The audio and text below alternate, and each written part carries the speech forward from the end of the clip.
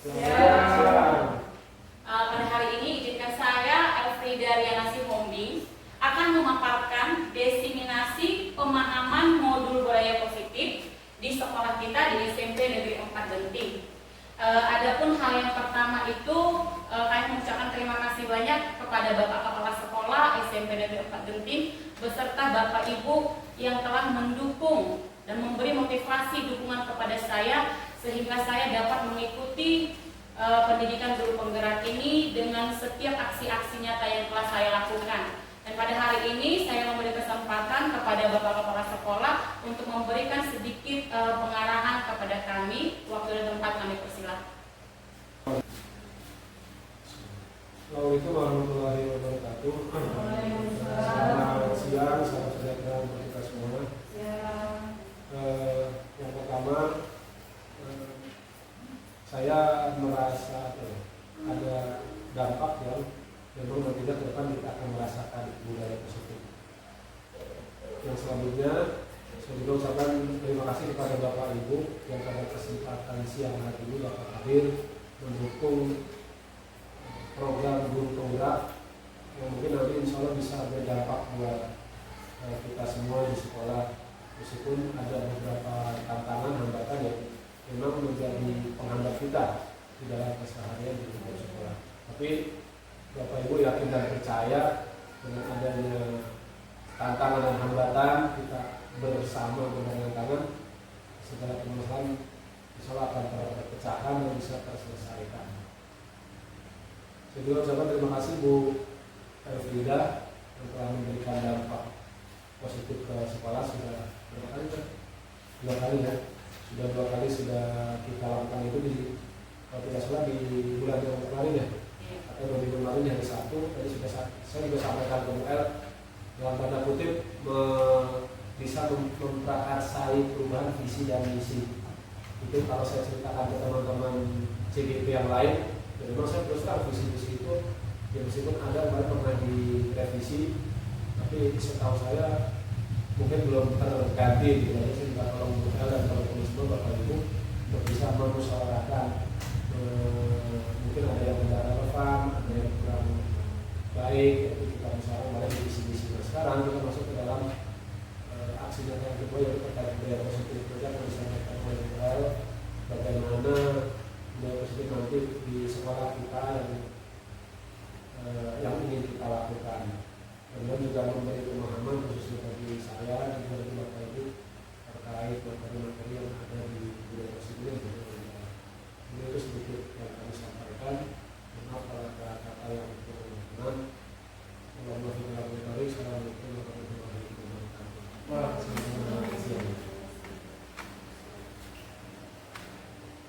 Baik, terima kasih saya ucapkan untuk Bapak Kepala Sekolah yang telah memberikan pengarahannya. Sebelum memasuki materi kita Bapak Ibu, kita mau menyanyikan lagu Indonesia Raya dulu. Kami mohon kesediaannya untuk berdiri ya Bapak Ibu.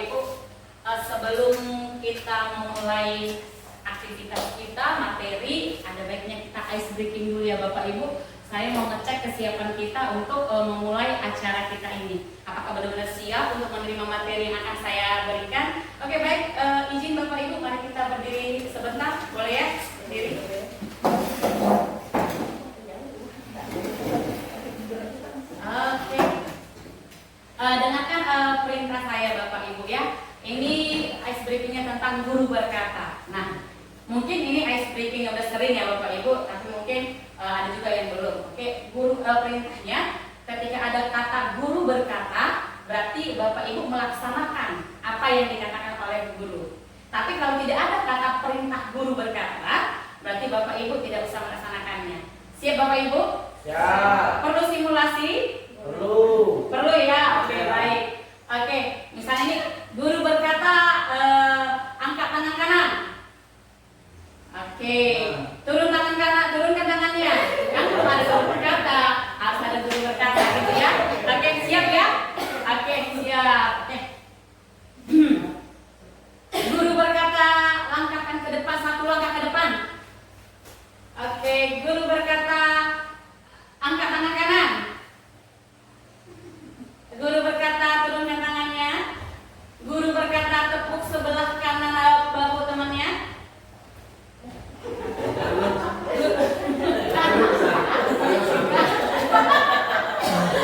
Oke, sekali lagi masih belum fokus ya, masih ada yang belum fokus. Oke, sekali lagi Bapak Ibu. Oke, tangan kanan. Ya tadi masih guru berkata pukul bahu tangan kanan. Masih tangan kanan, belum ada ditusuk-tusuk. Mana tangan kanan? Bahu kanan. Bahu kanan. Baru kanan kawan. Bahu kanan kawan. Bahu kanan kawan. Berarti oke. Oke ya. Masih di situ ya. Oke. Oke. Silakan duduk Bapak Ibu. Belum fokus. Nggak ada guru berkata. Belum fokus ya. Belum kata. Nggak ada guru berkatanya ya. Oke. Sekali lagi masih ada yang belum fokus sepertinya. Oke. Oke. Guru berkata angkat tangan kiri. Turunkan tangan kiri. Masih belum fokus ya. Oke. Guru berkata turunkan tangan kiri. Oke. Guru berkata silakan duduk Bapak Ibu. Terima kasih untuk partisipasinya. Oke. Saya harap sudah fokus semua ya. Tinggal satu orang aja tadi. Oke. Baiklah Bapak Ibu. Kita lanjut. Oke. Bapak Ibu saya ada pertanyaan di depan.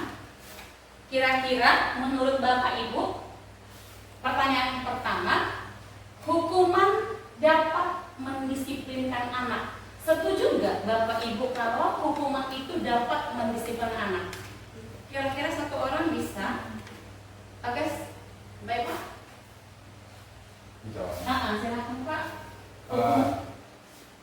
Di sana kenapa saya menyatakan setuju memberikan hukuman ya? Oke, Memberikan baik. hukuman untuk mendisiplinkan anak. Itu adalah bagian daripada kita mendisiplinkan supaya anak itu bisa untuk ke depan tidak mengulangi hal yang sama. Mungkin orang lain atau mungkin teman-teman yang beranggapan bahwa untuk merubah sifat seseorang itu bukan harus menghukum. Nah, tetapi saya menyatakan hukuman itu sama dengan sanksi. Nah, tetapi tergantung sanksi apa yang akan kita berikan kepada anak itu seperti apa bentuknya. Nah, tetapi di sini mungkin kita belum membahas bentuk sanksi atau hukuman apa yang akan diberikan kepada sana, tetapi secara intinya bahwa untuk merubah sifat itu sangat perlu diberikan sanksi atau hukuman. Terima kasih. Oke, terima kasih Pak untuk jawabannya. Oke, Pak Proses tadi menambahkan setuju dengan hukuman itu adalah bentuk mendisiplinkan anak. Bagaimana, ada yang lain, pendapat yang lain Bapak Ibu? Kira-kira ada yang lain atau sama dengan pendapat Pak Ronson atau ada yang berbeda? Oke, silakan Bu Meta. Terima kasih Bu El. Kalau saya hukuman dapat mendisiplinkan anak itu saya kurang setuju. Tapi lebih tepatnya kalau saya lebih setujunya hukuman itu diganti konsekuensi. Oke. Baik aja. Baik, terima kasih Bu Meta. Oke, kita pegang dulu ya. Ada lagi yang lain Bapak Ibu? Kira-kira tentang hukuman? Atau setuju semua ini? Setuju ke Pak Ronsonnya atau setuju ke Bu Metanya? Setuju kemana nih? Ayo, ada dua pendapat yang berbeda. Bu Meta itu tidak setuju, katanya lebih baik hukuman itu dalam bentuk konsekuensi. Kalau Pak Ronson setuju bahwa hukuman itu dapat mendisiplinkan anak, tapi tergantung hukuman apa dan sanksi apa yang akan diberikan. Setuju kemana? Ayo. Ada pendapat baru? Ada pendapat baru kira-kira? Oke, kita pegang dulu ya. Kita pegang dulu pendapat Pak Ronson dengan pendapat Bu Meta. Mungkin setelah sesi ini akan terjawab antara disiplin, hukuman dengan ini ya, konsekuensi. Oke, yang kedua, pemberian penghargaan dapat meningkatkan motivasi belajar anak. Kira-kira setuju nggak Bapak Ibu? Setuju.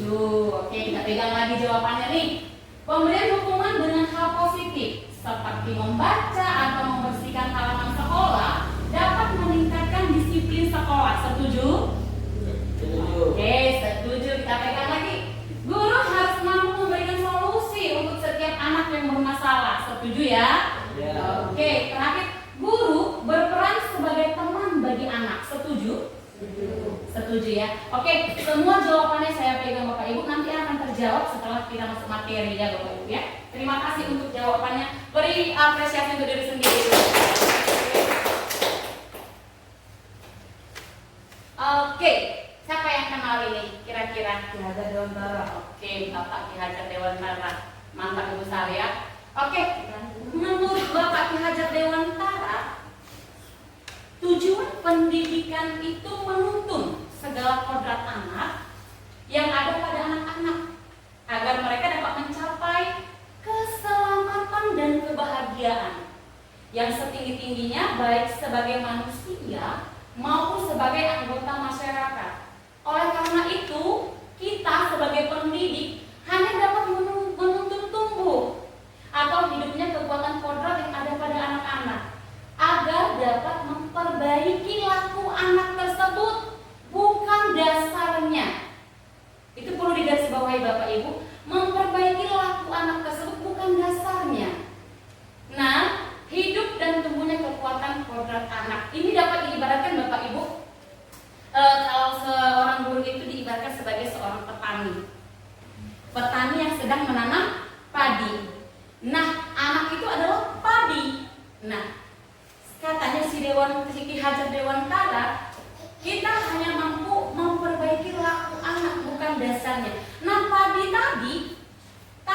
tadi bertumbuh. Sudah? Kira-kira bisa nggak padi itu bertumbuh menjadi jagung? Tidak bisa Bapak Ibu. Itu dasarnya. Itu nggak bisa. Si padi kita bentuk menjadi jagung. Nah, tugas kita di sini membentuk laku anak. Anak itu udah ada garis-garis remang-remang yang perlu kita tebalkan. Itu menurut Bapak Ki Hajar Dewantara, Bapak Ibu. Jadi ibaratkan kita seorang petani, bagaimana anak ini, bagaimana jagung ini supaya tumbuh, atau bagaimana padi ini supaya tumbuh subur, itu yang cara kita untuk mendidik anak. Mungkin begitu ya Bapak Ibu tentang filosofi Ki Hajar Dewantara. Kita menuntun kodrat anak sesuai zamannya. Ya Bapak Ibu ya, sampai situ paham ya Bapak Ibu? Tujuan pendidikan kita. Oke, kita bertanya lagi Bapak Ibu. Silakan Bapak Ibu, di sini saya sebagai si B ya Bapak Ibu sebagai si A.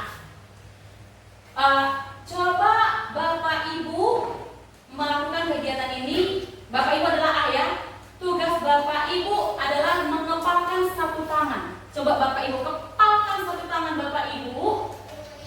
Coba bayangkan bahwa Anda menyimpan sesuatu yang sangat berharga di tangan Bapak Ibu. Sudah Bapak Ibu? Sudah dikepal semua ya? Sudah ada di dalam tangan itu yang sangat berharga ya? Kira-kira Bapak Ibu, saya datang sebagai si B, mencoba segala cara dengan membujuk. Saya membujuk, Bu Mimi, saya boleh nggak mengambil yang di tangan Bu Mimi itu? Tidak boleh ya? Sangat berharga sama Ibu ya? Dengan membujuk nggak bisa, dengan menggoda, Bu Yun, saya minta dong yang di tangan Ibu, boleh nggak? Tidak boleh ya? Dengan menggelitik, siapa ini? Rani, minta dong yang di tanganmu, saya gelitik. Enggak boleh.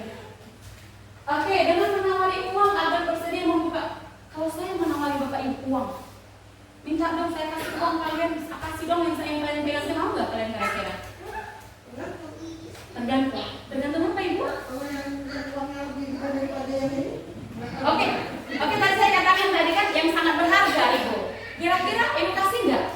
Berharga itu kan fleksibel, contoh ya, dalam anak kita misalnya cuma cincin tembaga atau tidak ada orang tua itu kan berharga juga gitu. Oke. Kira-kira kalau Ibu saya antri itu bagaimana Ibu?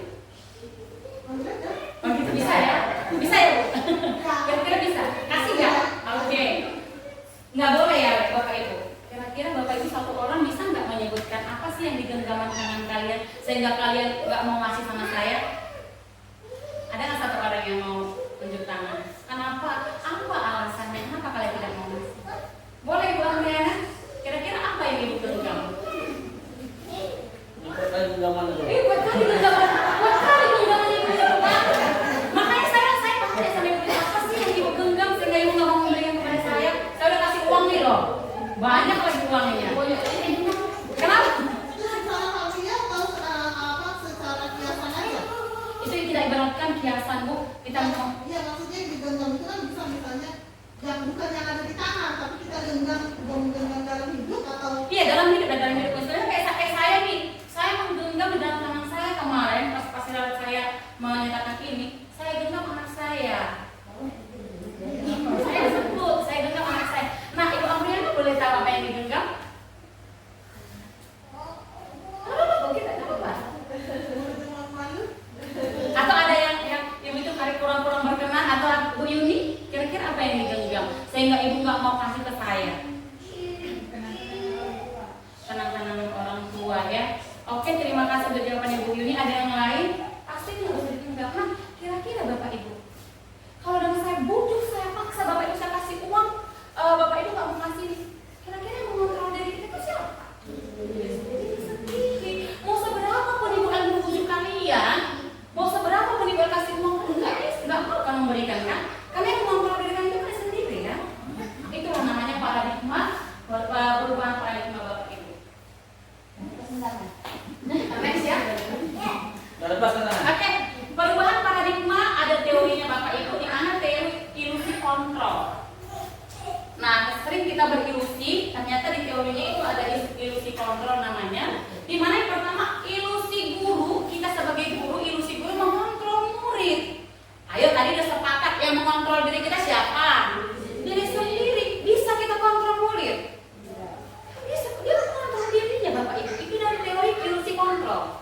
Yang kedua, ilusi bahwa kritik dan membuat orang merasa bersalah dapat menguatkan karakter. Itu teori ilusi kontrol. Yang ketiga, ilusi bahwa semua penguatan positif, efektif, dan bermanfaat. Yang keempat, ilusi bahwa orang dewasa memiliki hak untuk memaksa. Itu hanya ilusi kita Bapak Ibu. Kita berilusi, kita berhalusinasi bahwa anak itu bisa kita kontrol. Ternyata enggak Bapak Ibu. Dari teori kontrolnya, anak itu bisa mengontrol diri sendiri. Nah, bagaimana caranya kita mengontrol? Akan kita lihat nanti Bapak Ibu ya.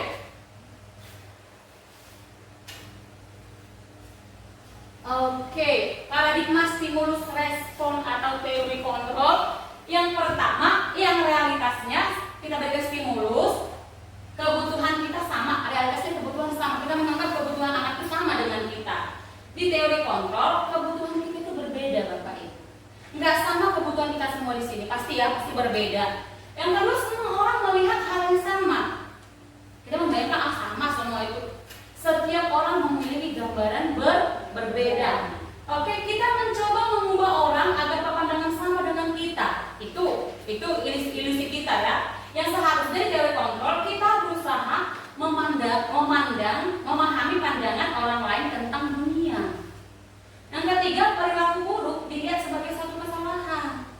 Kalau di teori kontrol, Bapak Ibu, semua perilaku memiliki tujuan. Selanjutnya, orang lain bisa mengontrol saya. Oh, di teori kontrol, hanya Anda yang bisa mengontrol diri Anda. Betul ya Bapak Ibu ya? Oke, selanjutnya, saya bisa mengontrol orang lain. Di teori kontrol, Anda tidak bisa mengontrol orang lain. Oke, selanjutnya pemaksaan ada pada saat rujukan gagal. Di teori kontrol, kolaborasi dan konsensus menciptakan pilihan-pilihan baru. Selanjutnya model berpikir menang kalah. Itu kan lazim ya, biasa ya, ada menang pasti ada kalah. Kalau di teori kontrol, ini menurut Gosen ya Bapak Ibu, teori kontrol menurut Gosen, model berpikir bukan menang kalah, tapi menang-menang. Begitu Bapak Ibu untuk teori kontrolnya. Oke, apa itu budaya positif? Kira-kira Bapak Ibu udah pernah dengar nggak budaya positif? Sudah pernah dengar budaya positif? Sudah ya? Oke, budaya positif itu apa? Budaya positif di sekolah yaitu nilai-nilai dan kebiasaan di sekolah yang berpihak pada murid agar mereka dapat berkembang menjadi pribadi yang kritis, saling menghormati, dan bertanggung jawab sesuai dengan profil pelajar Pancasila. Ada berapa Bapak Ibu profil pelajar Pancasila? 6. Ada 6 ya. Yang pertama, apa yang pertama? Di sini ada Bapak Ibu. Percaya dan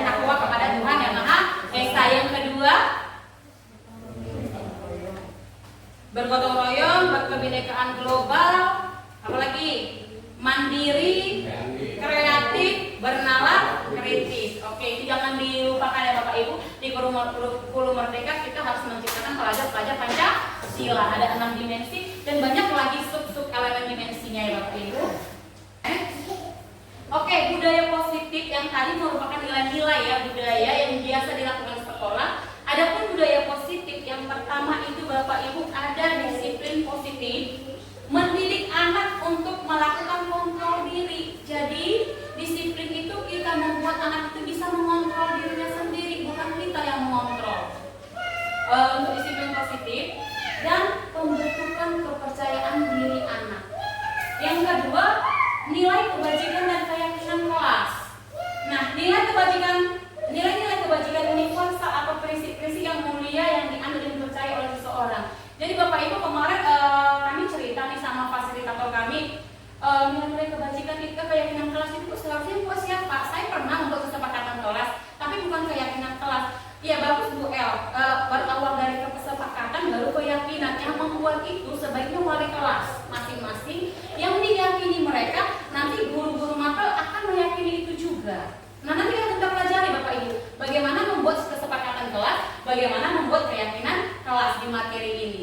Oke, selanjutnya ada kebutuhan dasar manusia Bapak Ibu, bertahan hidup, kasih sayang yang dapat diterima, penguasaan, kebebasan, kesenangan. Ya enggak tadi Bapak Ibu, sewaktu Ibu Miss April bilang, laki-laki udah bisa pulang, oh kayak dapat apa ya? Kayak dapat emas atau dapat apa, mereka bahagia sekali. Iya, itu kan kebutuhan dasar manusia Bapak Ibu, kita nggak bisa pungkiri bahwa anak-anak itu butuh senang, kita aja butuh senang. Itu kebutuhan dasar manusia yang harus kita penuhi.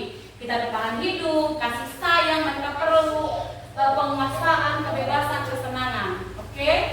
Terus selanjutnya segitiga restitusi. Ini tahap akhir Bapak Ibu, segitiga restitusi. Nanti kita akan bahas juga. Dan yang terakhir 5 posisi kontrol. Nah, kita guru ini juga punya posisi-posisinya Bapak Ibu. Nanti kita lihat, nih aku ini di posisi mana ya? Nah, ada yang memberi hukuman, pembuat masa bersalah, teman, pemantau, manajer. Kita lihat nanti mana yang lebih ke kita ya Bapak Ibu ya.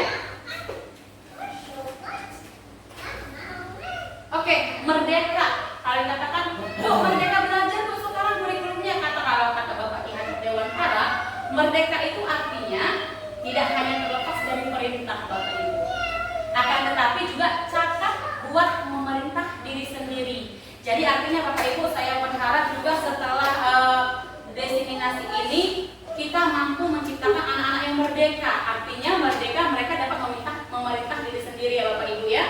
Oke, itu harapan saya. Selanjutnya, yang pertama disiplin positif. Tadi budaya positif ada 6 tadi ya. Disiplin positif yang pertama, disiplin adalah kemampuan memerintah diri sendiri dalam mengontrol dan menguasai diri untuk memilih tindakan yang mengacu nilai-nilai yang kita hargai dengan penuh tanggung jawab tanpa diperintah orang lain. Itu artinya disiplin Bapak Ibu.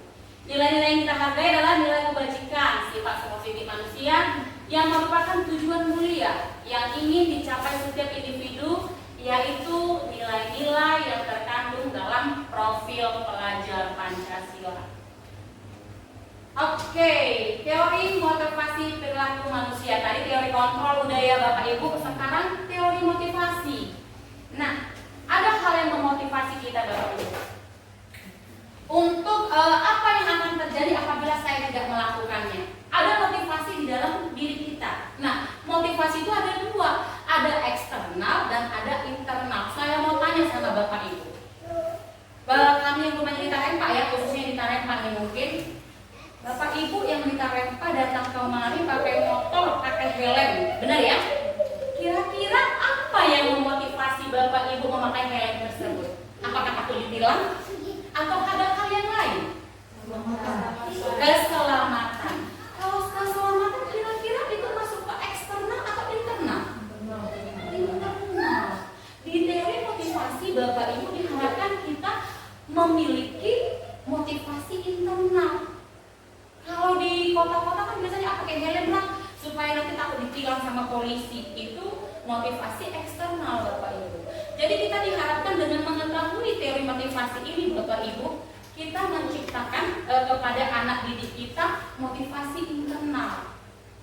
Yang mana-mana aja itu nanti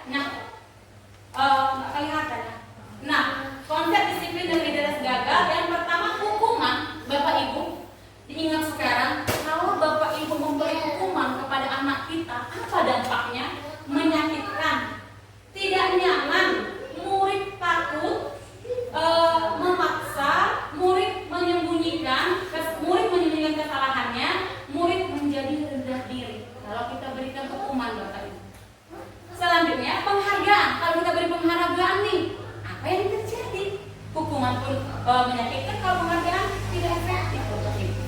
Yang kedua, merusak hubungan sifat iri, mematikan kreativitas. Keempat, menghukum dengan sistem ranking. Kita kasih nih, oke, yang ranking 1, 2, 3, 4, 5, oke, mereka maju, mereka bangga dengan dirinya. Tapi apa enggak kalau kita perhatikan anak-anak kita yang ranking 6 sampai ranking terakhir, jauh nggak kira-kira mereka ya? Ini namanya sudah satu hukum juga Bapak Ibu. Oke, yang terakhir, merampas hak menghargai dirinya. Berarti yang selama ini yang saya buat itu nggak berharga. Yang berharga itu orang-orang yang pintar itu aja, yang mereka yang mau maju. Yang saya buat ini nggak ada harganya. Itu Bapak Ibu. Oke. Kita next, konsep disiplin dengan identitas sukses. Nah, kalau untuk sukses tadi gagal ya. Disiplin dengan sukses dengan konsekuensi. Terjawab nggak ya pertanyaan nomor 1 tadi? Konsekuensi penguatan jangka pendek, perlu monitoring berkelanjutan, adanya stimulus dan respon, murid menghormati peraturan, kehilangan waktu untuk memenuhi kesalahannya. Murid kehilangan waktu untuk memenuhi kesalahannya. Kalau dilakukan dengan restitusi, murid bertanggung jawab untuk perilaku yang dilakukan. Fokus pada pemecahan masalah jangka panjang, murid menghormati dirinya dan orang lain. Self kontrol, dirinya memegang kontrol, Bapak Ibu. Kalau kita lakukan restitusi, beda dengan konsekuensi. Oke, terakhir, murid bersemangat memperbaiki kesalahan. Oke, next. Oke, Bapak Ibu, kita mau diskusi dulu ya. Saya terus nanti jadi ngantuk jadinya ya. Kita diskusi dulu, coba kita diskusikan dulu masalah yang depan ini. Saya bantu baca ya Bapak Ibu ya. Iva kurang menguasai pelajaran matematika, sehingga pada saat pelajaran tersebut berlangsung dia lebih banyak berdiam diri atau menggambar di buku pelajarannya. Pada saat guru matematikanya Pak Seno menanyakan pertanyaan, Iva menjadi gugup dan tak sengaja menjatuhkan tasnya dari kursi, serta tiba-tiba menjadi gagap pada saat berupaya menjawab. Seluruh kelas pun tertawa melihat perilaku Iva yang bicara tergagap dan terkejut tersebut. Pak Seno pada saat itu membiarkan teman-teman Iva menertawakan Iva yang tergagap dan malu luar biasa, dan malahan minta Iva maju ke depan dan berdiri depan kelas sambil menunjuk hidungnya karena tidak bisa menjawab. Kamu maju ke depan, karena kamu tidak bisa menjawab. Nah, dengan menunjukkan hidungnya Bapak Ibu. Dan anak-anak pun tertawa melihat Iva di depan kelas memegang ujung hidungnya. Nah, pertanyaannya Bapak Ibu, ini ke kita. Apakah Anda setuju dengan tindakan Pak Seno terhadap Iva? Kalau setuju, apa alasan Bapak Ibu? Kedua, menurut Bapak Ibu, tindakan Pak Seno terhadap Iva adalah sebuah hukuman atau konsekuensi? Oke, siapa yang bisa Bapak Ibu yang mau membantu menjawab pertanyaan yang di depan? Ada Bapak Ibu? Pak Suwandi ada mencoba menjawab? Coba silakan. apakah Anda setuju dengan tindakan Pak Seno terhadap Iva? Oh. Tidak. Kenapa? Iya, kenapa? Ya,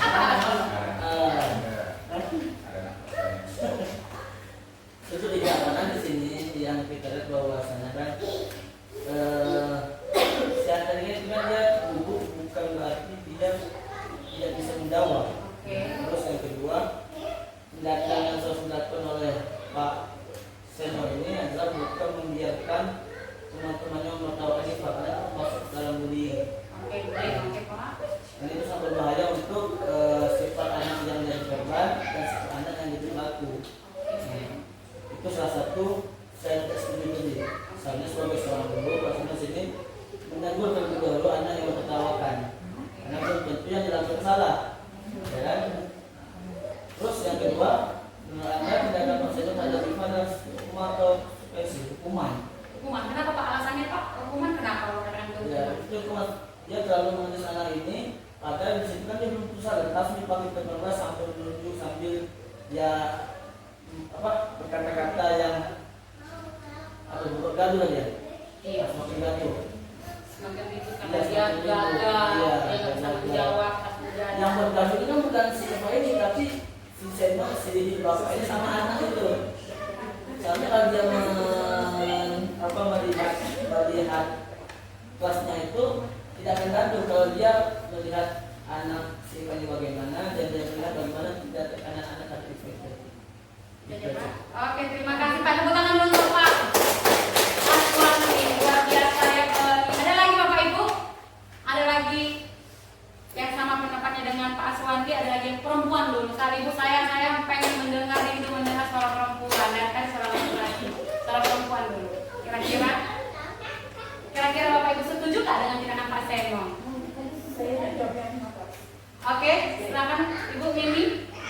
Baik setuju atau tidaknya, ya kalau saya pribadi tidak setuju karena si Iva ini kan kita sudah tahu dia kurang menguasai pelajaran matematika, jadi kita sudah tahu titik kelemahannya di matematika dan bisa kita lihat dari sini keterangannya bahwa dia lebih banyak berdiam diri atau menggambar di buku pelajarannya ketika pelajaran matematika. Nah berarti kita tidak bisa memaksakan anak itu harus bisa. Kalau menurut saya seperti itu. Mungkin dia ada bakat atau minatnya ke bidang lain dan kita pun, kalau saya sebagai guru sudah mengetahui anak itu kurang mampu, tidak memaksakan dia harus bisa, apalagi sampai maju ke depan. Tapi itu kalau bagi saya membimbingnya ataupun mengarahkannya. Gitu. Oke, terima kasih. Berarti kembali ke filosofi Ki Hajar Dewantara ya Bapak Ibu. Kita nggak mengubah dasar anak, tapi lakunya ya Bapak Ibu ya, setuju ya. Yang kedua, menurut Ibu tindakan Pak Seno sebuah hukuman atau konsekuensi? Saya ada pertanyaan. Iya, Pak Seno, silakan Pak. Karena dari ada dua tadi perbedaan ya. Iya. Ada dua perbedaan tadi. Kalau yang tadi dinyatakan memang ada yang satu kurang setuju dengan itu karena melihat daripada suatu ilustrasi gitu. Kalau kita berpikir, nah ini bentuk di satu sisi di pernyataan, di satu sisi nanti menjadi pertanyaan. Oke. Kalau contoh kita mengajar di dalam suatu kelas, kita punya materi, mau kita sebut materi itu harus tercapai atau tidak, itu kita kesampingkan dulu. Nah, tetapi kalau kita memberikan suatu pekerjaan kepada siswa, apakah pekerjaan itu harus kita buat setiap siswa mempunyai suatu perbandingan pekerjaan di setiap mapel, atau semua sama rata pekerjaan itu dalam satu mapel di dalam sekali mengajar? Itu. Nah, jadi kalau contoh melihat suasana yang seperti ini ilustrasinya dengan pernyataan tadi, menjadi muncul pernyataan itu. Kalau seperti itu, kalau itu tadi menyatakan bahwa kita telah mengetahui anak itu bahwa dia tidak mampu dalam satu mata pelajaran sehingga kita tidak memaksakan, berarti kita membuat sistem pembelajaran itu harus berbeda antara satu siswa dengan siswa yang lain, di mana tidak sama pemikiran dengan kemampuan cara belajar anak di setiap materi. Nah, yang pertanyaannya lagi, apakah itu bisa mengajar atau memacu guru untuk menyelesaikan target yang sudah diberikan kurikulum oleh pemerintah di dalam suatu materi masing-masing? Karena kita melakukan sistem perbedaan pengajaran ataupun mungkin indikator dari setiap siswa itu masing-masing karena ketidakmampuan dari antara siswa yang satu dengan yang lain itu dengan tingkat kesulitan yang berbeda, mereka lebih sulit untuk memahaminya. Jadi muncul pertanyaan dari sini. Kita aja Pak. Akhirnya kira-kira teman-teman ada yang bisa menjawab dari pertanyaan Pak Ronson? Kira-kira tadi pertanyaan Bapak itu dengan pembelajaran seperti ini, apakah dengan tujuan pembelajaran yang sudah ditentukan oleh Kemendikbud, kementerian, apakah akan tercapai Bapak Ibu? Ada yang bisa menjawab? Karena kalau saya begini, kenapa saya tanya? Karena kalau saya begini, sama seperti apa yang dilakukan oleh Pak Seno, hanya mungkin cara saya mungkin dalam melakukan tindakan dalam hal penguasaan materi secara guru mapel dengan mungkin penguasaan kelas, mungkin di situ saya berusaha untuk lebih baik begitu. Tetapi secara sistem saya akan melakukan hal yang sama antara seluruh siswa, karena tidak mungkin secara EPP saya melakukan EPP yang berbeda dari setiap siswa. Itu yang pertama. Nah, jadi saya intinya sependapat dengan apa yang dinyatakan oleh Pak Tuan. Jadi mungkin pertanyaan saya. Oke, terima kasih Pak untuk pertanyaannya. Ini pertanyaan sangat luar biasa ya. Tepuk tangan dulu untuk Pak Prof. Oke, ada Bapak Ibu yang mau bantu menjawab? Ada? Oke, nggak ada, langsung aja ya. Oke, baik Pak, terima kasih untuk pertanyaannya. Iya benar Pak, untuk setiap anak itu pasti ada indikator-indikator, ada ketercapaian, ada ATP yang akan kita lakukan untuk anak ya Pak ya, benar. Kita setuju ya Bapak Ibu, ada tujuan pembelajaran akan kita lakukan kepada anak. Tapi Bapak Ibu kita harus pahami, apalagi nanti ini di kurikulum merdeka, kita udah mulai ya, kurikulum merdeka mandiri berubah, kita sudah mulai belajar. Saya juga masih belajar juga kurikulum merdeka ini. Yang saya pahami Pak, yang saya pahami tentang kurikulum, kita nggak harus menuntaskan kurikulum tujuan misalnya satu bab ini, tapi dengan tujuan pembelajaran, dengan memperhatikan karakteristik anak. Saat kita melakukan pembelajaran nih, kita mau bikin RPP nih Bapak Ibu ya, kita mau bikin RPP, kita mau bikin tujuan pembelajaran kita, tetapi dengan kurikulum merdeka sesuai kontekstual, sesuai dengan konteks anak, di mana anak itu berada sekarang. Itu tuntutan kurikulum merdeka dengan profil pelajar Pancasila, di mana kita memperhatikan karakteristik anak. Misalnya anak itu berbeda-beda, ada yang suka menggambar, ada yang suka ini. Jadi pembelajarannya dibuat Bapak Ibu, ada muncul namanya sekarang pembelajaran berdiferensiasi Pak. Jadi tujuan itu tetap sama, tapi bagaimana tujuan ini tercapai, bagaimana kita bisa sama-sama nih ke sekolah SMP 4 Genting ini, ada banyak jalan Bapak Ibu. Begitu artinya tujuan berdiferensiasi. Mungkin itu Pak yang bisa saya jawab atas pemahaman saya, atau ada teman-teman yang lain, atau Bapak bisa menambahkan lagi, bagaimana Pak? Mungkin cukup ya Bapak Ibu ya. Terkait hukuman dan konsekuensi, tadi setuju nggak Bapak Ibu kalau kata Pak Aswandi ini berupa hukuman? Jadi dalam Pak Semen ini berupa hukuman. Konsekuensi ya. Mengapa Ibu mengatakan ini konsekuensi? Kalau dilihat kan karena dia tidak bisa menjawab, kalau gugup, jadinya lalu Pak Seno hanya memanggil dia ke depan, berdiri di depan kelas. Begitu. Jadi kan karena tidak menjawab, karena ada aksinya tidak bisa menjawab, jadi ada konsekuensinya seperti itu. Dari istilahnya kan tindakannya dari IPA, konsekuensinya dari Pak Seno. Kalau menurut saya. Oke, terima kasih Bu. Terima kasih dulu semua yang bertanya. Oke, kita pegang dulu jawaban Pak Aswandi, itu hukuman. Jawaban Ibu April itu konsekuensi. Ini akan terjawab Bapak Ibu sudah belajar. Masih penasaran ya, apa sih konsekuensi? Apa sih hukuman? Kok ada pertanyaan kayak gitu ya? Oke Bapak Ibu, kita lanjut ya. Salah sedikit. Oke, Cuma gini, yang dia karena udah lumayan lama jadi guru ya, dan biasanya kalau udah PPG, pelatihan segala macam, saya tidak pernah menemukan teori membahas siswa yang malas. Selalu siswa yang kurang mampu, tapi kita sebenarnya sama-sama tahu di sini masalah siswa. Saya biasa selalu mengaitkan dengan praktek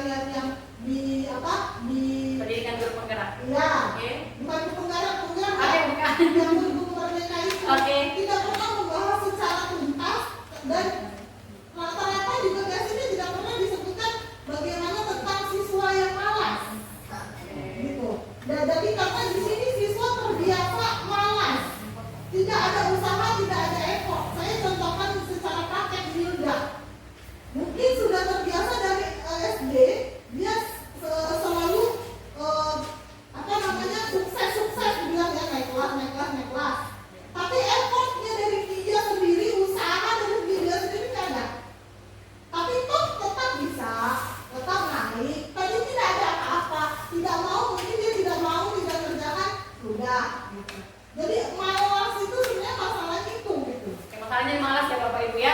Kita pegang masalahnya di malas. Gimana sih nanti rasa pemalas ini bisa kita ubah ya melalui budaya positif ini. Mungkin nanti kita akan bisa mengubah ya Ibu ya. Kita akan belajar tentang budaya positif ini. Gimana sih rasa malas itu biar dari anak-anak kita ini bisa hilang dengan cara budaya positif. Coba kita lanjut lagi Ibu ya. Nanti akan terjawab. Oke, kita next. Nah, tadi antara hukuman dan konsekuensi ya Bapak Ibu. Saya mau Bapak Ibu di sini ada berapa pertanyaan? 1, 2, 3, 4, 5, 6, 7. Ada 7 pertanyaan. Saya mau ke Bapak Ibu coba diberikan, jangan lagi ditulis di sini ya. Bukan nomor 1 hukuman, nomor 2 ini. Boleh Bapak Ibu silakan tulis di kertas ini. Nomor 1 nggak kelihatan ya Bapak Ibu. Karena saya bacakan aja Bapak Ibu ya. Bisa ya. Silakan ditulis itu berupa hukuman atau konsekuensi. Berarti nomor-nomor aja. Iya, nomor aja. Nomor 1 misalnya hukuman, nomor 2 ini. Nomor 1 sama nomor 5 hukuman. Ya. Oke. Silakan ya Bapak Ibu, silakan dituliskan.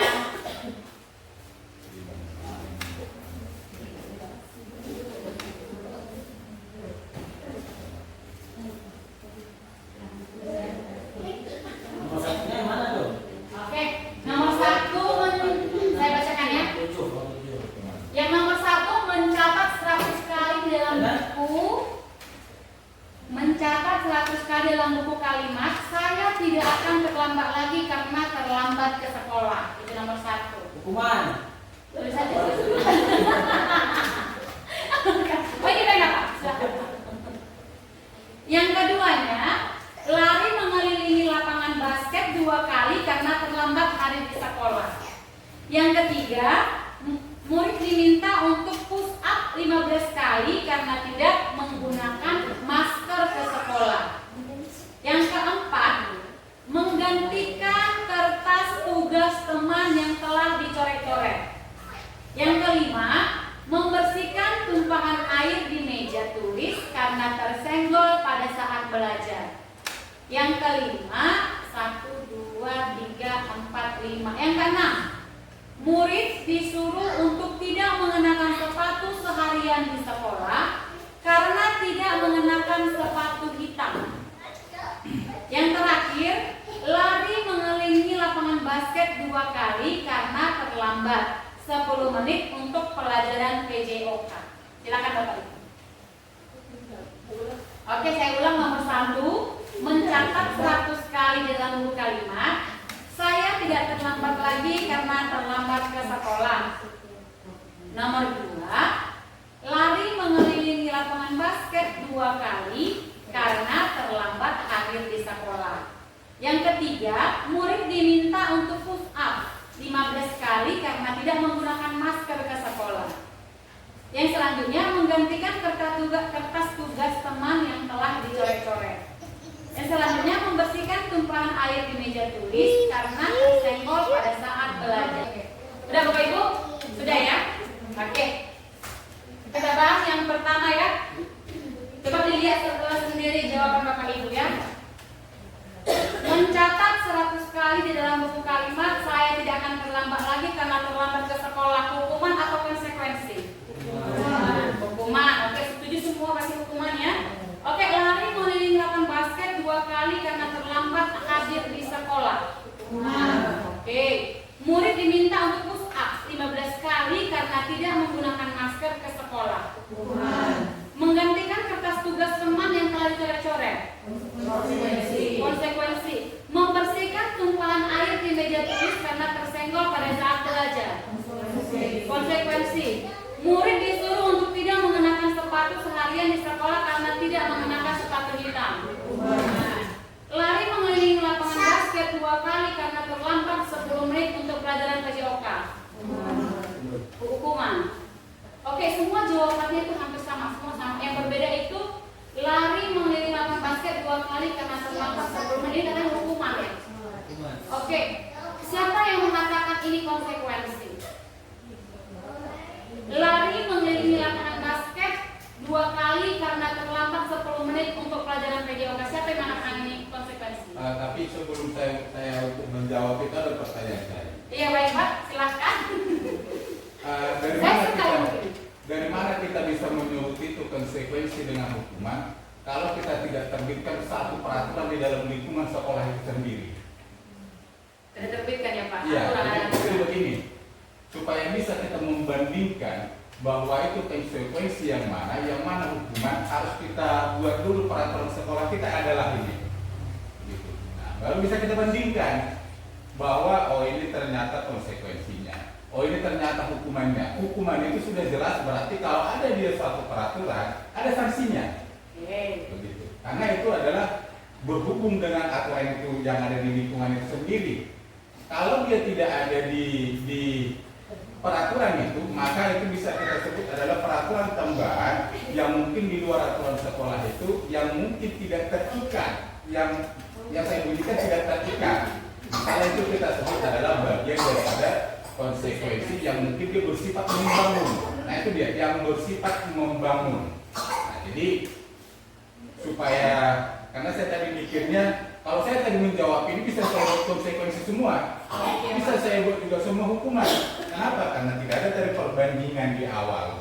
Jadi kalau ini bisa kita perdebatkan, yang semua bisa hukuman bisa kita debatkan, konsekuensi bisa juga kita debatkan, ini menjadi semua konsekuensi bisa menjadi semua hukuman. Karena tidak ada perbandingan. Kalau dia ada peraturan sekolah ini, semua peraturan itu berarti memiliki sanksi. Gitu, atau hukuman. Kalau dia bersifat tambahan, apakah itu bersifat membangun atau mungkin disebut hukuman yang di luar daripada aturan itu, yaitu tergantung model apa yang kita berikan. Oke, terima kasih Pak. Kita untuk iya, dengan pertanyaan Bapak itu, oke, pertanyaan Bapak tadi harus ada satu contoh yang mana aturan hukuman. Oke, Bapak Ibu.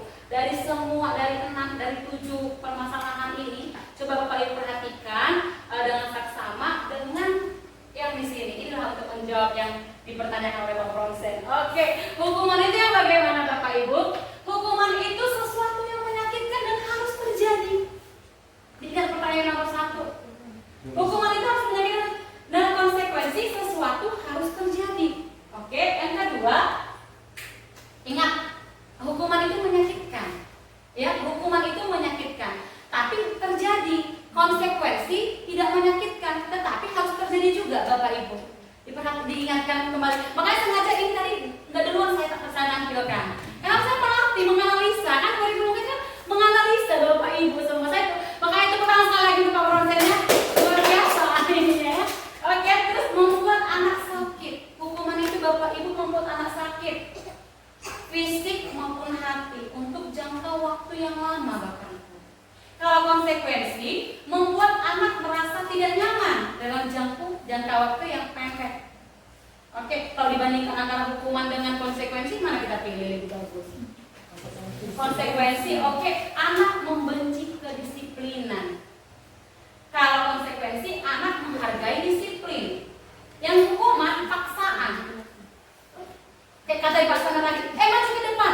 Nah, kan kita paksa dia maju ke depan, kan? Oke, mendorong anak menyakiti diri sendiri, Bapak Ibu.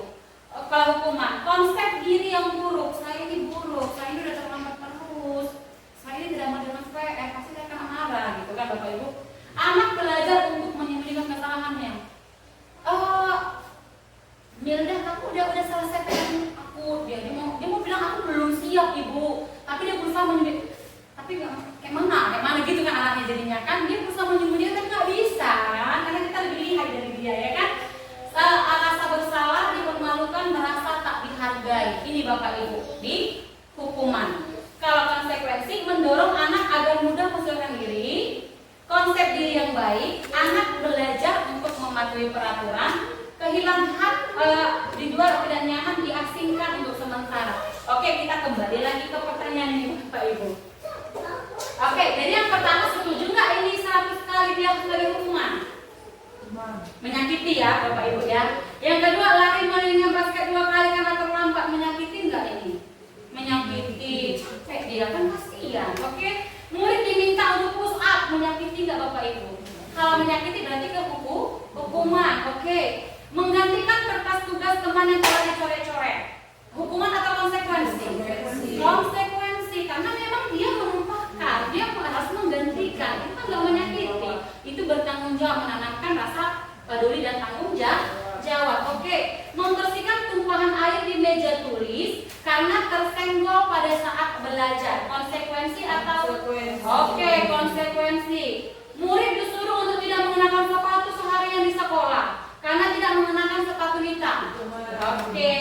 Lari mengelilingi lapangan basket 2 kali karena terlambat 10 menit untuk pelajaran PJOK. Oke, ada 2 jawaban. Bu Mimi mengatakan ini konsekuensi kenapa? Kalau saya mengatakan itu konsekuensi karena ada pelajaran PJOK-nya. Ada pelajaran PJOK. Iya. Oke. Jadi berkaitan dengan kalau PJOK kan olahraga, terus yang dibuat kan oleh dirinya sendiri.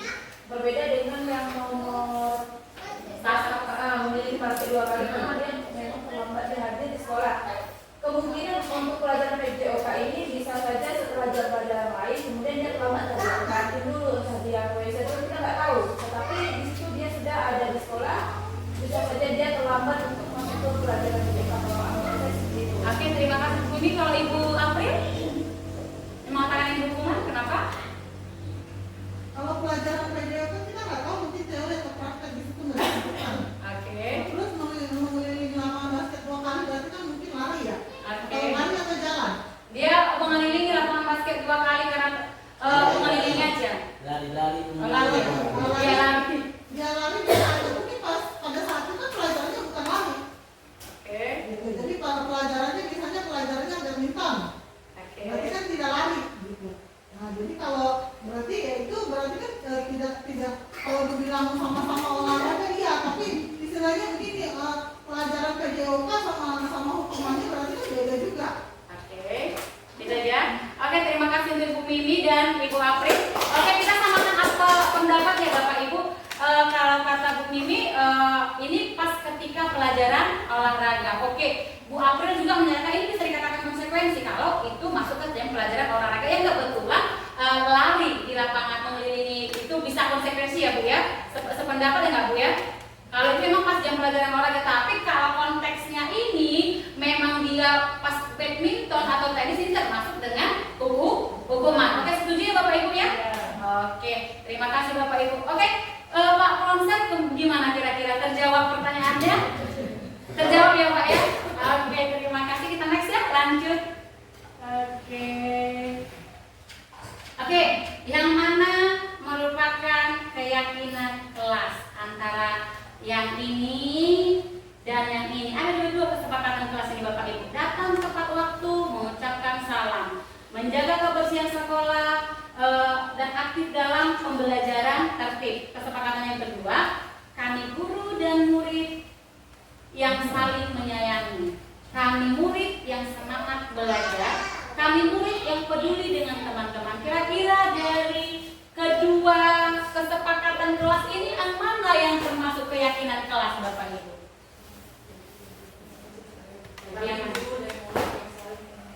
Kami guru dan murid saling menyayangi. Ada yang berbeda pendapatnya?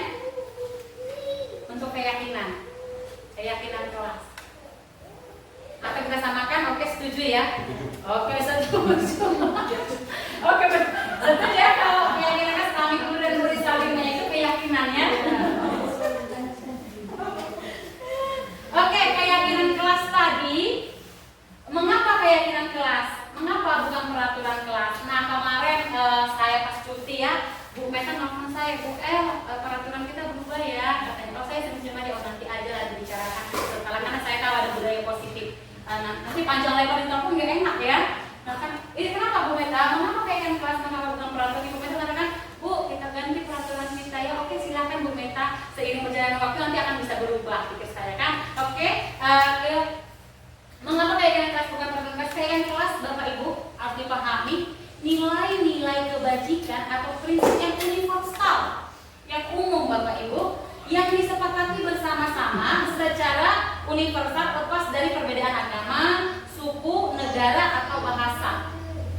Menurut dosen, suatu keyakinan akan lebih memotivasi seorang dari dalam diri atau motivasi intrinsik atau motivasi internal yang tadi Bapak Ibu ya.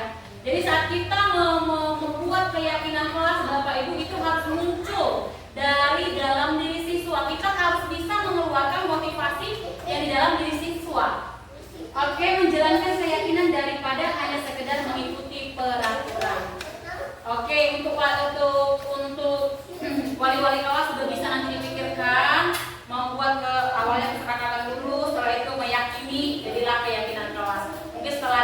Ibu banyak tugas ya Bapak Ibu. Oke, next, pembentukan keyakinan kelas itu bagaimana Bapak Ibu? Keyakinan kelas bersifat abstrak daripada peraturan yang lebih rinci dan konkret. Keyakinan kelas berupa pernyataan universal. Pernyataan keyakinan kelas senantiasa dibuat dalam bentuk positif. Jangan ribut di sekolah, di kelas. Kira-kira itu keyakinan kelas atau kesepakatan kelas atau peraturan kelas? Peraturan ya. Kalau keyakinan harus bernilai positif. Kata jangan dan kata tidak jangan dipergunakan lagi Bapak Ibu. Kalau jangan, iya jangan dipergunakan di keyakinan kelas. Kalau kata jangan dan tidak, jangan ribut di kelas. Kira-kira kata universalnya ini kata yang positifnya apa? Baik Bapak Ibu. Harap tenang di kelas. Tepuk tangan dulu Bapak. Luar biasa ya. Wali kelas juga ya Bu ya. Oke, saya yakin nanti ada keyakinan kelas. Oke, keyakinan kelas sebagai sesuatu yang dapat diterapkan di lingkungan tersebut. Dikondisikan dengan lingkungan di sini Bapak Ibu ya. Oke, semua warga kelas hendaknya ikut berkontribusi. Warga kelas ikut berkontribusi anak-anak dari dulu dalam pembuatan keyakinan kelas lewat kegiatan curhat pendapat sama anak-anak ya Bapak Ibu. Oke, selanjutnya bersedia meninjau kembali keyakinan kelas dari waktu-waktu. Misalnya nih Bapak Ibu, kita ada sepakat nih bikin keyakinan kelas sama anak. Tiba-tiba ada di tengah perjalanan yang kurang diyakini anak-anak, bisa diganti. Itu bukan mutlak Bapak Ibu ya. Oke, sampai sini bisa Bapak Ibu bisa ya. Sudah dapat? Oke, ini contoh keyakinan kelas 7B. Hadir tepat waktu. Tadinya kalau peraturan kelas jangan datang terlambat, itu peraturan ya Bapak Ibu ya. Mendengarkan guru ketika guru mengajar, itu keyakinan kelas. Menjaga kebersihan kelas, bertanggung jawab, mengajarkan tugas piket, saling mengingatkan ketika teman berbuat salah, saling membantu dan bekerjasama. Ini contoh masih Bapak Ibu, masih banyak lagi Bapak Ibu bisa mengeksplor kembali ya Bapak Ibu ya. Oke, kita next. Oke, karena nggak semangat, ayo kita ini dulu bergoyang dulu kita ya Bapak Ibu ya, biar lebih semangat. Kayaknya udah ngantuk ini satu lihat ini. Udah apa ya? Oke, sebentar lagi kita goyang. Sebentar lagi materinya. Oke, kita goyang Bapak Ibu ya. Oke, 1, 2, 3. Mana dia? Mana dia?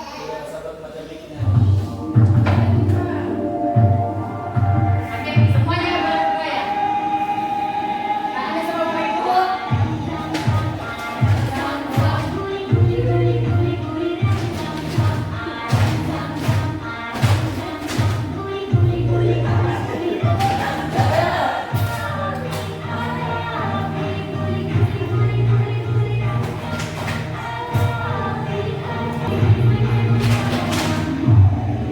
Semakin cepat.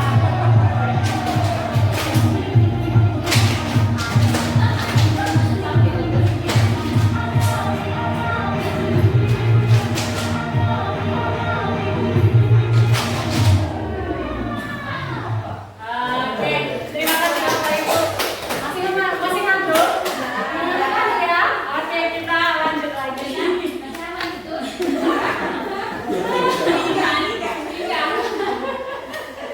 Oke, terima kasih Bapak Ibu. Kita next ya. Oke, sedikit lagi kok materinya Bapak Ibu. Kebutuhan dasar manusia. Kalau dilihat dari diagram ini Bapak Ibu, yang mana yang paling besar? Kira-kira? Kasih sayang dan rasa dari. Oke, pasti ya Bapak Ibu.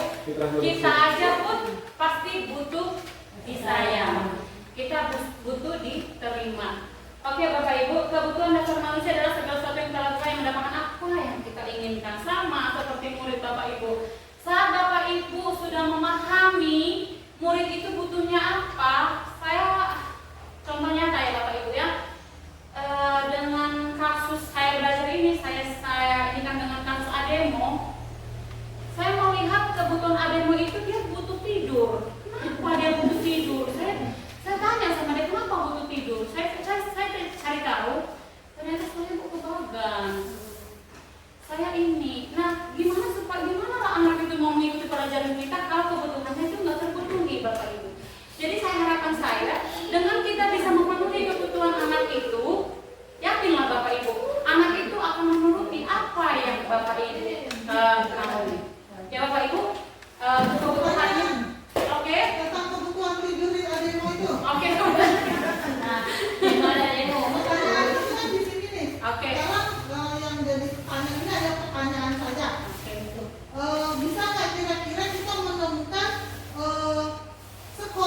berkualitas juga mengizinkan muridnya tidur di sekolah seperti ademo. Itu beda, itu ada waktunya memang ditentukan seperti di Cina juga gitu. Ada dia jadwalnya memang untuk tidur sampai dikerjakan tempat tidur. Gitu. Nah sekarang di kita bicara di Indonesia, sekolah mana yang berkualitas yang kira-kira mengizinkan siswanya juga tidur pada saat jam pelajaran ataupun pada saat gurunya kosong di kelas. Saya nggak bilang sekolah ini tidak berkualitas, tapi saya paling tidak kita berpatokan tuh pada sekolah yang berkualitas. Kita lihat di bawah ya, kalau sekolah ya. Nah, kita lihat ke atas. Jadi sekolah mana yang berkualitas yang mengizinkan siswanya tidur di sekolah? Itu aja Bu. Oke, terima kasih pertanyaannya Bu. Oke, untuk menjawab beliau sekolah mana? Mungkin kalau sekolah itu ada aturannya yang tidak ada tidur ya. Sepakat ya Bapak Ibu ya, tidak ada tidur. Tapi untuk menjawab si adem ini tugas kita Bapak Ibu. Bagaimana supaya kebutuhan si adem itu?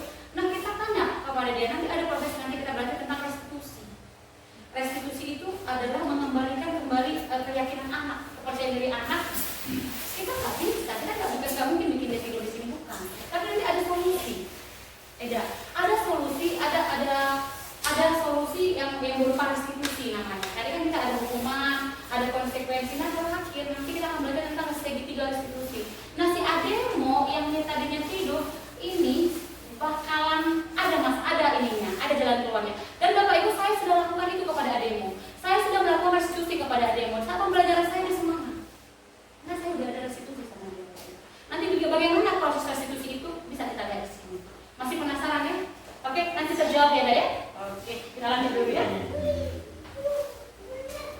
Next, kebutuhan dasar manusia yang tadi pertama kebutuhan bertahan hidup, setuju ya.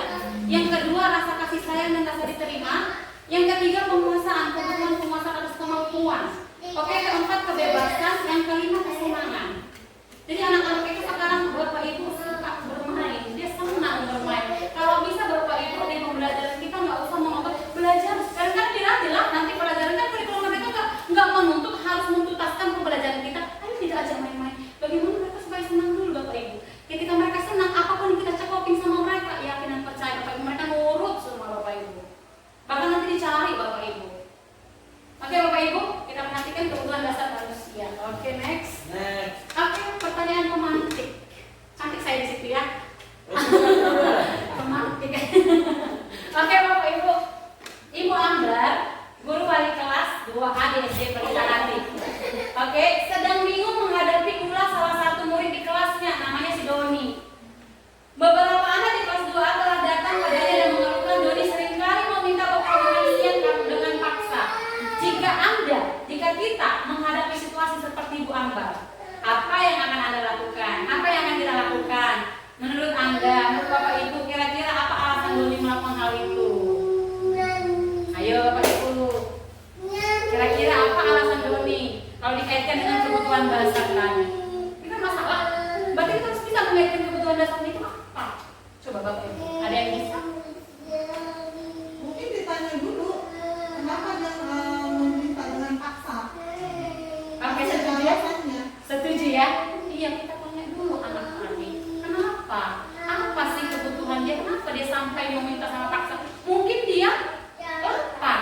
Iya kan Bapak Ibu? Kalau kita lapar, mencuri sekalipun kalau lapar, kenapa dia mencuri? Karena dia lapar, dia memenuhi kebutuhan hidup. Yang tadi kembali kebutuhan dasar manusia ingin bertahan hidup.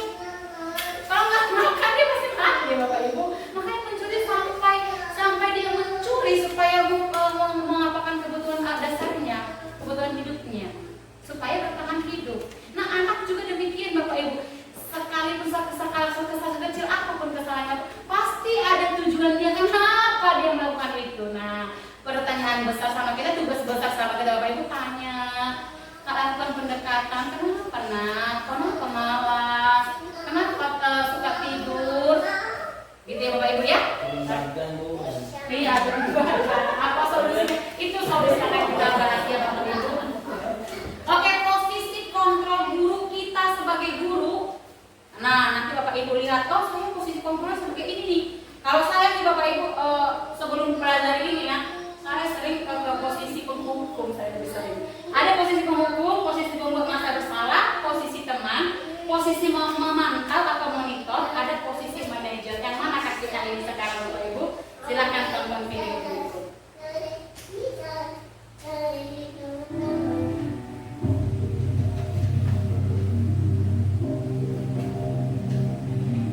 posisi penghukum ya Bapak Ibu ya.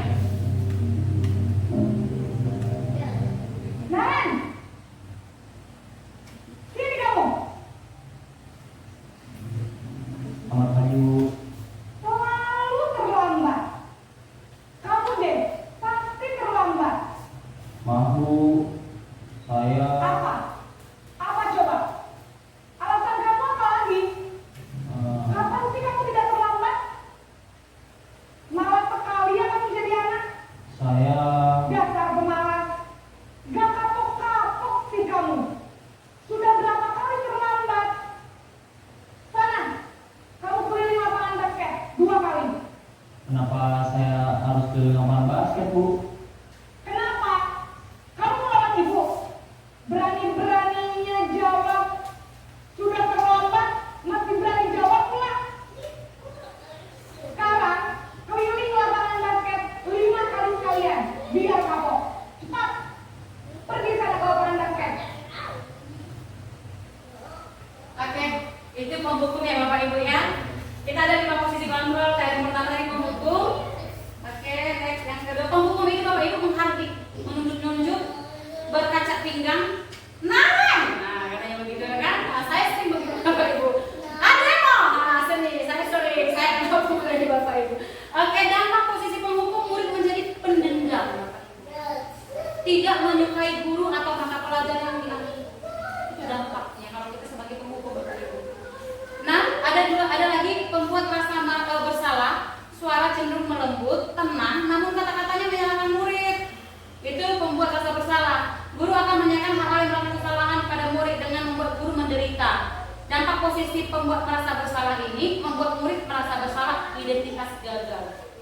Yang kedua, rendah diri dan menarik diri dari lingkungan. Contohnya ini Bapak Ibu, pembuat rasa bersalah. Posisi kontrol pembuat rasa bersalah.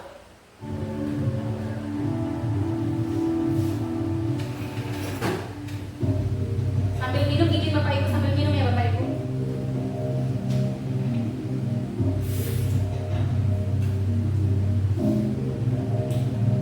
Nan,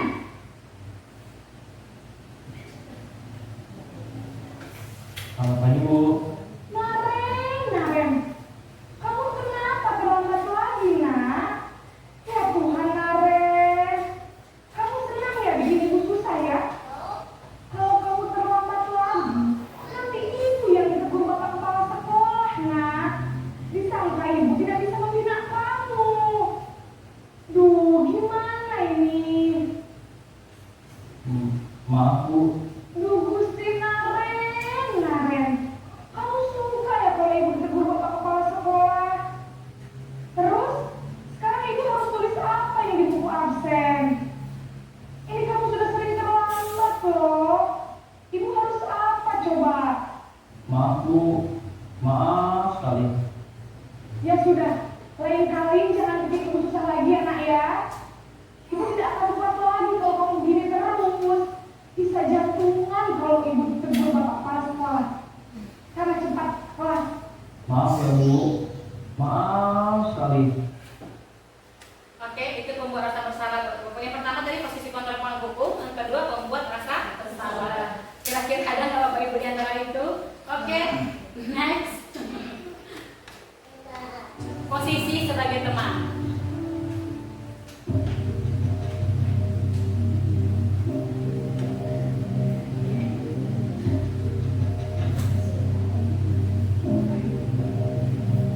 Nan, Memang ya. Selamat pagi Bu.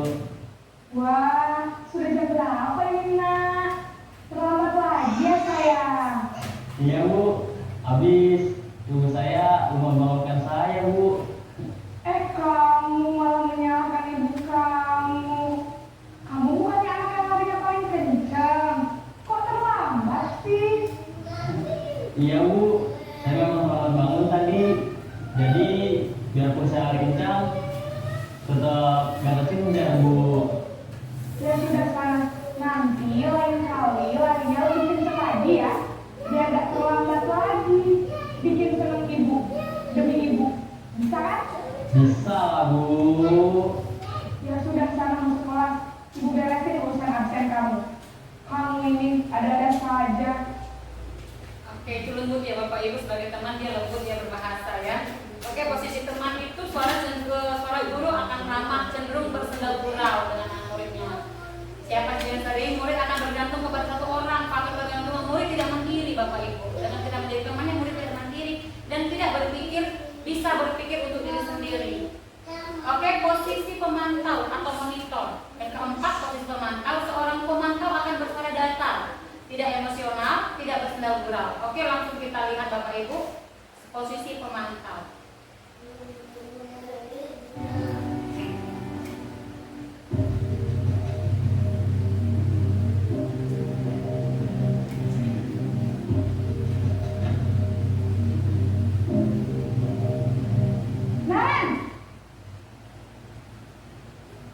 Ini posisi pemantau ya Bapak Ibu. Posisi pemantau. Naren, apa peraturan sekolah kita tentang jam berapa kita harus masuk sekolah, Nak? Kita harus di sekolah jam 7, Bu. Iya betul, sekarang sudah jam 7.20. Naren sudah tahu konsekuensinya jika terlambat hadir. Paham, Bu. Saya harus tinggal kelas pas jam istirahat selama 20 menit. Iya benar, konsekuensinya demikian. Jadi nanti jam 9.30 pas istirahat, kamu harus tinggal di kelas, kerjakan tugas tambahan untuk ketinggalan kamu, ya? Baik, Bu. Oke Bapak Ibu, itu posisi pemantau. Pemantau itu biasanya berlandaskan kalau ngomong itu tentang aturan. Mau nggak kamu aturannya apa di sekolah ini? Itu pemantau Bapak Ibu. Oke, posisi terakhir sebagai manajer.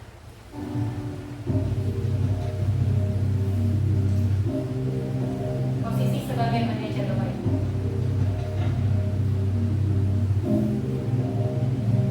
Naren!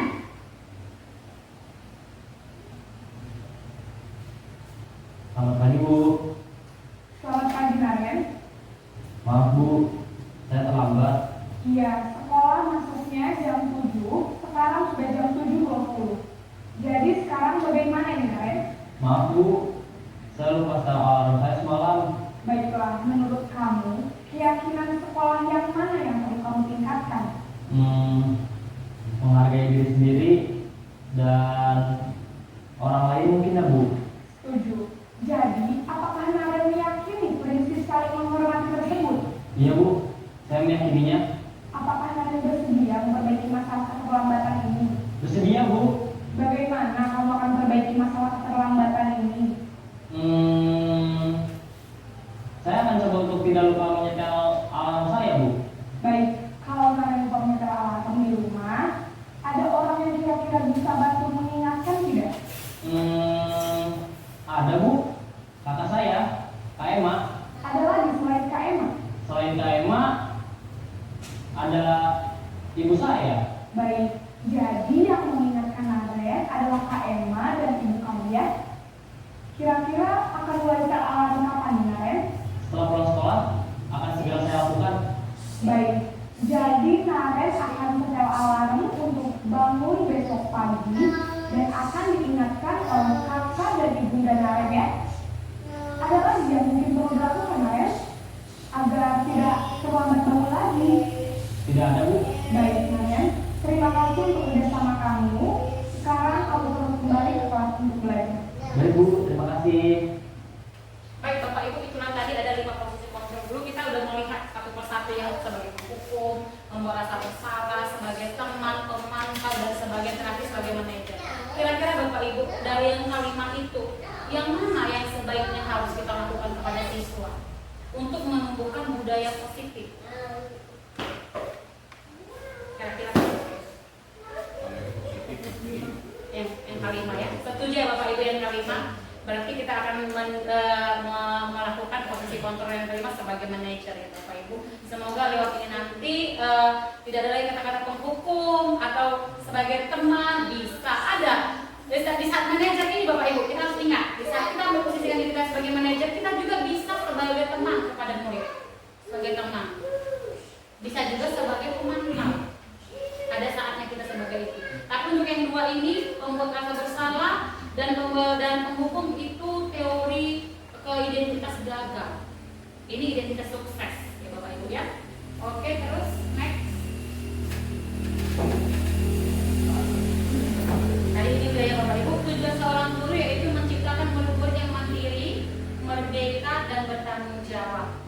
Merdeka tadi artinya tadi masih ingat ya Bapak Ibu, merdeka itu artinya merdeka memerintahkan diri sendiri. Itu yang harus kita tanamkan dalam diri anak dengan keyakinan kuat yang akan disepakati nanti.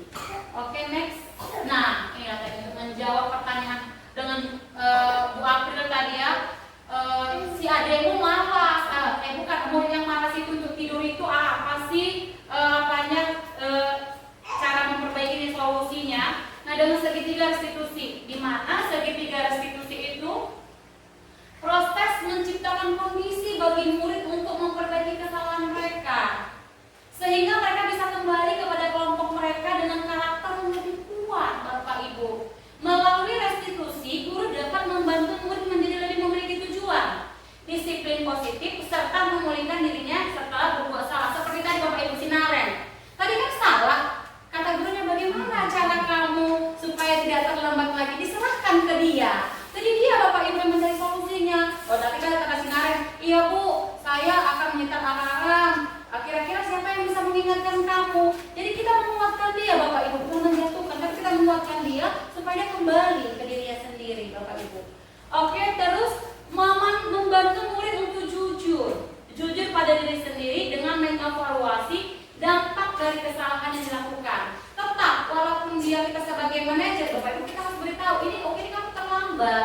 Tadi kita masuknya jam 7, kamu datang 7.20. Dia beritahu kesalahannya Bapak Ibu, bukan dibiarkan. Jadi dia tahu kesalahan saya 20 menit, begitu kan? Memberikan penawaran bukan paksaan Bapak Ibu ya. Bukan paksaan kita tawarkan anak itu. Nah mungkin seperti ademo tadi, saya ditawarkan kepada ademo, kira-kira ademo apa yang bisa kamu lakukan ademo supaya kamu ini di kelas ibu kamu ngantuk Ibu lihat. Saya tawarkan ademo, saya berjanji Bu, kalau di kelas ibu saat nanti pelajaran ibu saya nggak ngantuk, saya berusaha untuk tidak ngantuk. Kalau kamu ngantuk lagi, solusinya apa? Saya meminta izin sama ibu, saya cuci muka Bu ke toilet, kata dia. Oke, ibu kita sepakat ya, kita yakini ya ademo ya. Jadi saya bilang, ya puji Tuhan Bapak Ibu 2 minggu ini saya lihat dia semangat, fresh. Ada nggak Bapak Ibu perhatikan ademo berbeda seminggu ini aja? Ada nggak kira-kira dia lebih fresh lagi, lebih semangat? Kalau saya lihat dia lebih semangat Bapak Ibu, dengan saya lakukan ketiga restitusi. Oke, kita lanjut Bapak Ibu. Kalau sama demo ya, karena saya wali kelas, tetapi sebagai guru mata pelajaran saya nggak pernah menghadapi masalah dia tidur di kelas saya. Kalau pada saat pelajaran saya, nggak pernah, dan tidak juga ngantuk. Itu juga tidak ngantuk. Yang saya masalahkan tadi kan saya bilang pada saat guru tidak ada atau pada saat jam kosong, itu yang masalahnya demo. Kalau soal di pelajaran kayaknya saya nggak tahu. Kalau mungkin di pelajaran tidur itu saya nggak tahu. Kalau dibilang 2 minggu di sini berubah, kayaknya enggak. Maksudnya nggak berubah secara baik juga, tapi maksudnya sebelum 2 minggu itu kayaknya dia udah biasa-biasa aja. Maksudnya nggak tetap fresh juga gitu. Nggak tahu saya kalau masalahnya soal pada saat pelajaran dia tidur, itu saya nggak tahu. Yang saya masalahkan itu karena dia di kelas tidur kalau saat kosong atau saat istirahat gitu. Itu. Nah itu juga kembali Bapak Ibu. Saat ini kita sepakati aja Bapak Ibu, kita sebagai guru nih, ini masalah nih sama ademo ini sama kita masalah ya. Masalahnya kenapa dengan dia tidur di kelas jam kosong? Apakah kita sepakat Bapak Ibu memberikan keringanan nggak sama ademo dengan kita tahu kebutuhan dasar ademo tadi ini? Kira-kira Bapak Ibu kembali ke kita loh. Sebenarnya itu tugas kita. Bagaimana caranya? Atau ada cara lain dari Bapak Ibu? Atau Bapak Ibu sudah pernah melakukan restitusi pendekatan ke ademo supaya di misalnya jam kosong? Memang di pelajaran saya nggak pernah. Tapi kenapa saya lakukan restitusi sama si ademo? Karena pada saat jam pelajaran kosong saya lihat dia selalu tidur. Dengan tindakan begini ademo, kawan-kawanmu ikut tidur, saya bilang. Nah saya janji Bu, nah dia berjanji sama saya, begitu.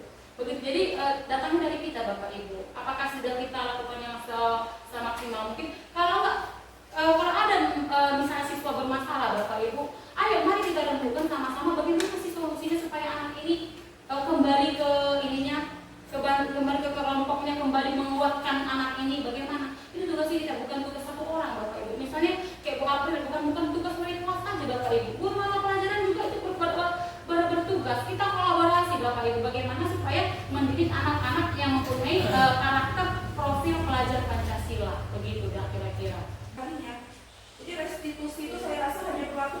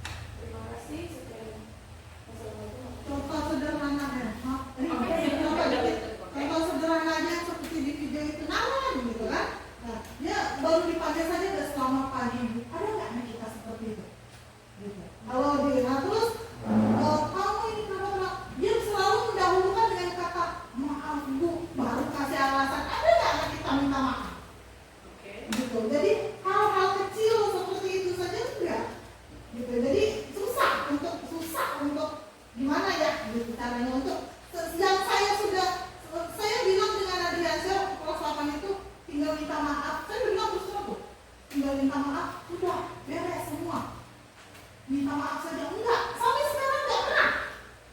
Gitu. Oke, terima kasih untuk Ibu Meta dan Ibu Afif masukannya.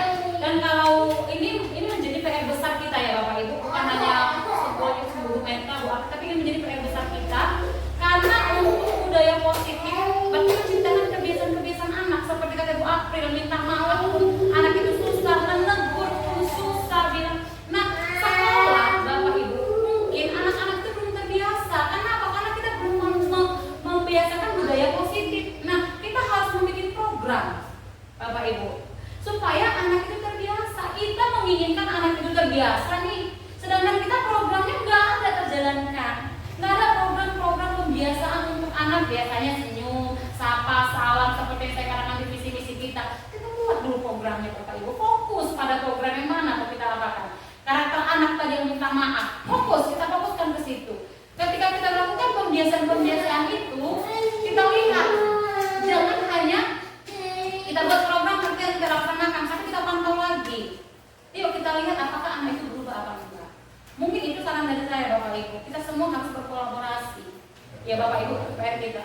Ini tambahan dikit. Oke, ya Pak. Ini menambah yang kata Bu Ella dan mengasih pertanyaan. Oke.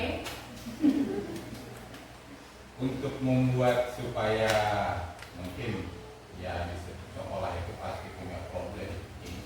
Di setiap guru, di setiap rumah kayak gitu pasti punya problem tersendiri. Dan secara umumnya mungkin pasti punya problem yang sama-sama. Nah, tapi Bu Ed tadi sudah menyampaikan bahwa mari kita berusaha untuk melakukan yang terbaik, kita berusaha untuk membiasakan, begitu ya, membiasakan hal-hal yang baik dalam hal membangun anak itu bagaimana supaya berkarakter, mempunyai perilaku yang baik. Nah, tetapi harapan bahwa untuk melakukan itu semua tidak akan mungkin bisa dilakukan oleh beberapa orang dalam ruang lingkup satu sekolah. Soal sekolah itu besar atau kecil, saya pikir itu tidak boleh hanya dilakukan oleh sebagian dari komunitas atau mungkin orang-orang yang ada di lingkungan sekolah itu sendiri. Nah, intinya adalah bagaimana kita supaya bisa merubah satu ruang lingkup itu mau besar atau kecil adalah kebersamaan. Nah, bisa saya contohkan kebersamaan itu maksudnya adalah bisa saja mungkin aturan itu dilakukan hanya mungkin wali kelas, guru makanya tidak begitu. Jadi wali kelas itu selalu berkeras atau mungkin berusaha untuk merubah perilaku siswa itu agar lebih baik. Soal mungkin cara wali kelas itu bagaimana mengendalikan anak itu, nah itu kita kesampingkan dulu.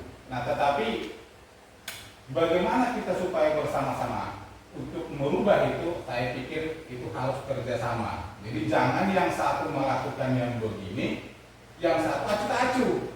Nah, bagaimanapun anak-anak sekarang ini sudah pandai. Maksudnya pandainya dia akan menilai setiap perilaku guru itu masing-masing. Contohnya, kalau mungkin sama Pak Konsen ini tidak bisa begini.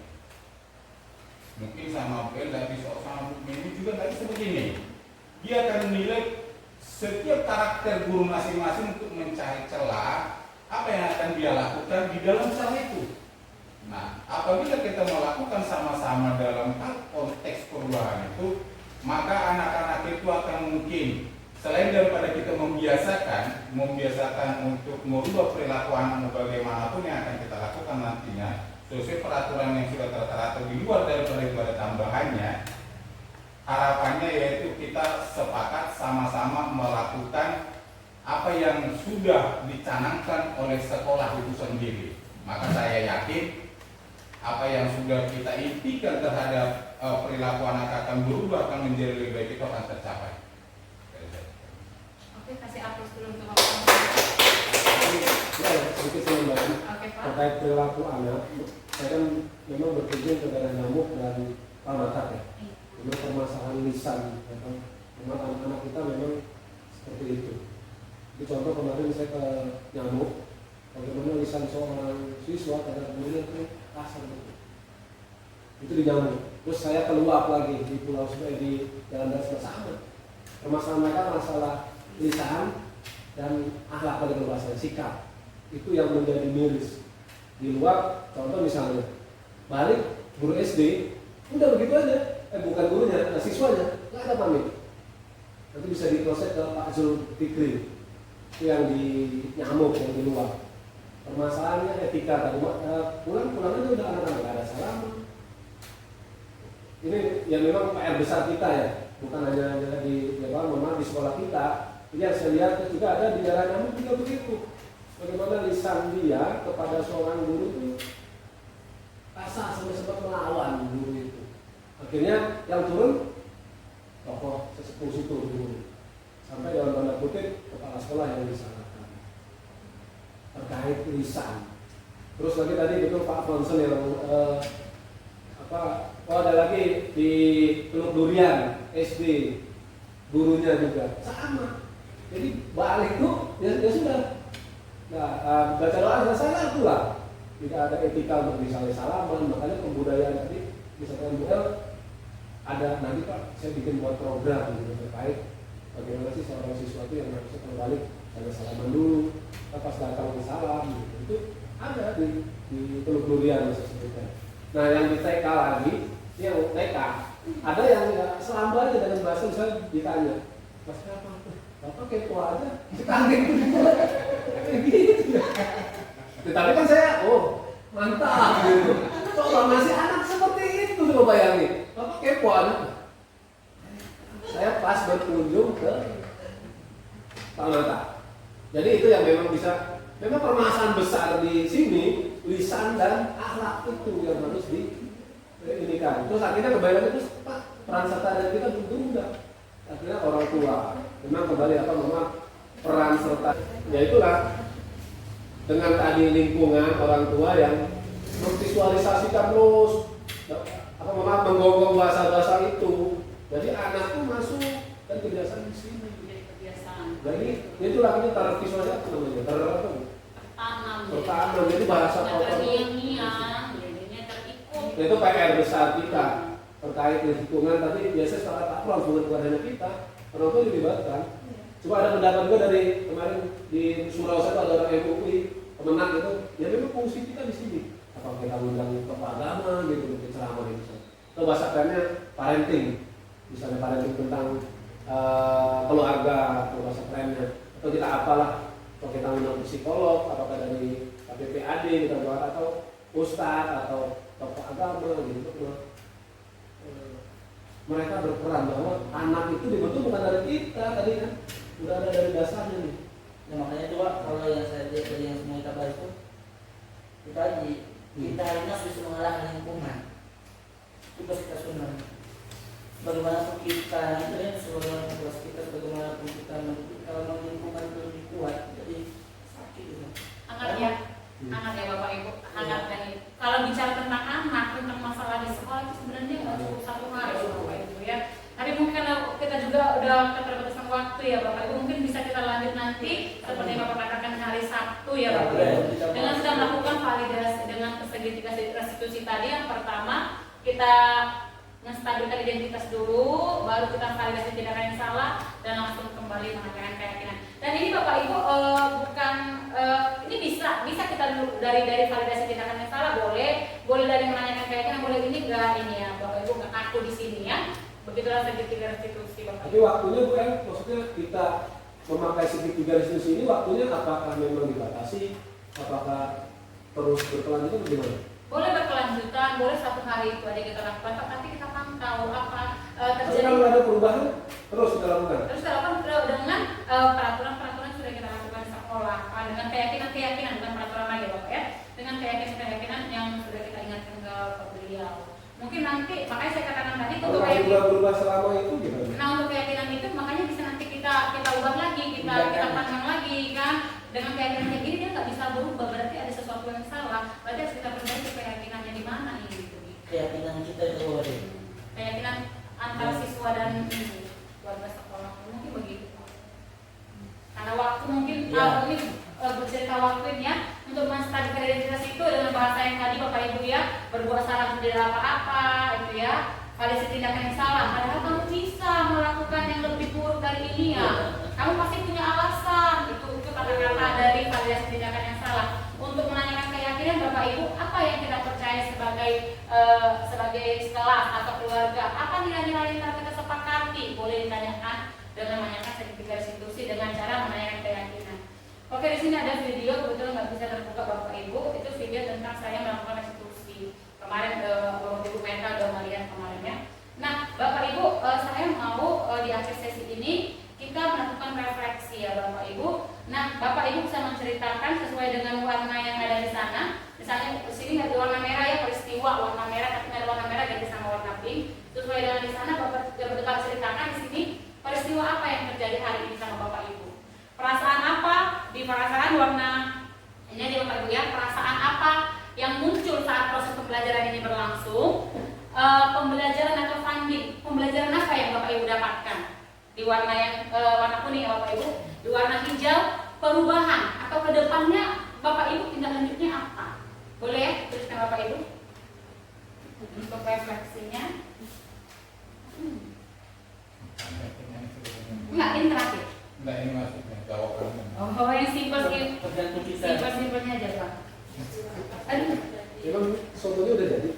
fotonya udah Pak, tinggal kita makan. Ini peristiwa yang selama pembelajaran ini. Iya, Buka-buka. Hari ini aja. hari ini aja ya, dalam materi ini aja Pak, bagaimana?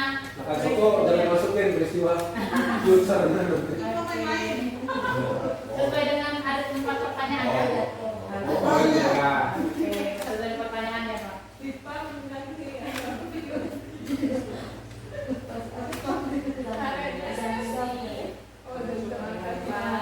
Iya, benar sekali.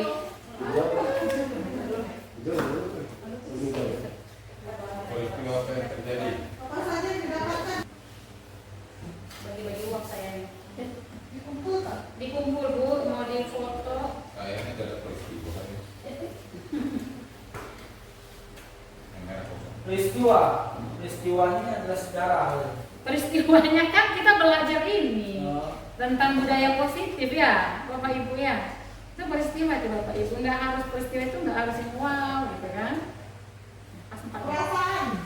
4 ya, pas. Sedih, senang, Ya, begitu apa ya Mas? excited. Ini siapa di sini? Mana mereka? Tapi ini mau cerita. Oke, selamat berefleksi Bapak Ibu.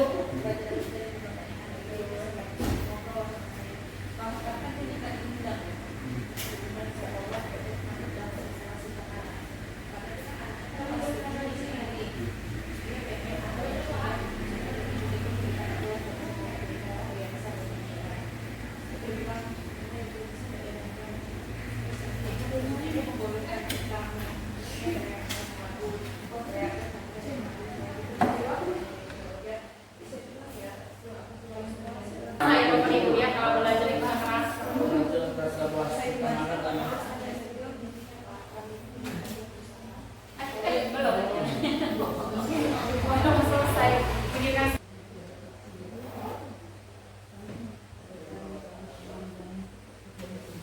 Kalau udah selesai Bapak Ibu, saya minta bantuannya tempel sesuai di sini. Misalnya warna pinknya di sini, warna birunya di sini, sesuai dengan ini ya.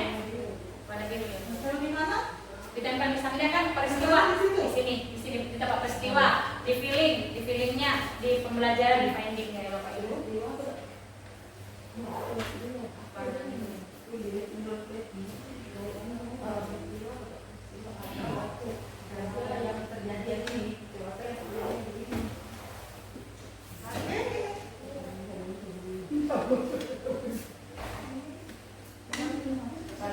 Apa tadi dulunya? Budaya positif, budaya positif. Peristiwa apa saja yang terjadi? Perasaannya apa Bapak Ibu saat pembelajaran yang saya berikan kepada Bapak Ibu? Pembelajaran apa yang Bapak Ibu dapatkan? Perubahan apa yang akan Bapak lakukan di masa depan, future? Iya, sesuai dengan itunya Pak ya, warnanya. Nggak boleh deket-deket saya, Pak. Dia ada kedua. Baik, warna biru. Ya, gitu. Kembali lagi. Udah pengaruh apa itu? Iya.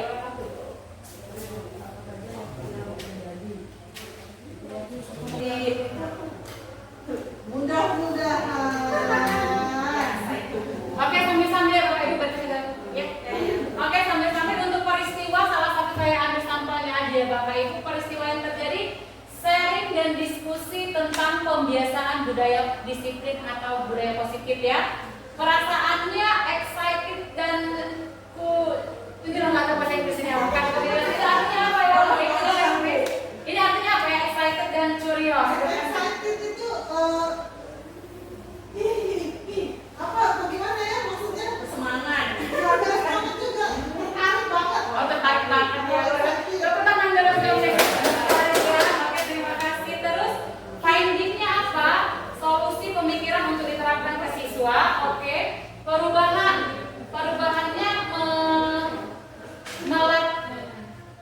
melatihkan diri untuk terbiasa ke hal positif, terkhusus posisi kontrol guru. Baik, terima kasih Bapak Ibu untuk refleksinya pada hari ini. Mungkin karena sudah waktu pun sampai jam 3 tadi 1 jam aja kita minta, tapi semangat Bapak Ibu, saya kasih aplaus dulu. Semangat untuk Bapak Ibu sampai jam 3 luar biasa. Terima kasih untuk semangatnya, terima kasih telah hadir. Semoga apa yang kita pelajari hari ini dapat kita terapkan ya Bapak Ibu. Mungkin itu aja. Oke, silakan.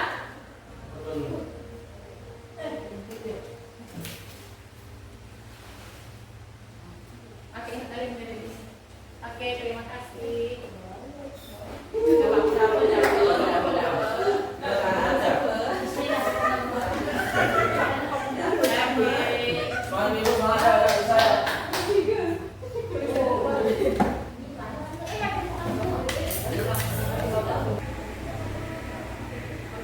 Baik Bapak Ibu, terima kasih untuk kehadirannya.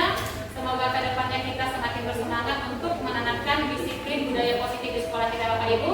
Selamat sore, dari mulai tadi siang ya sampai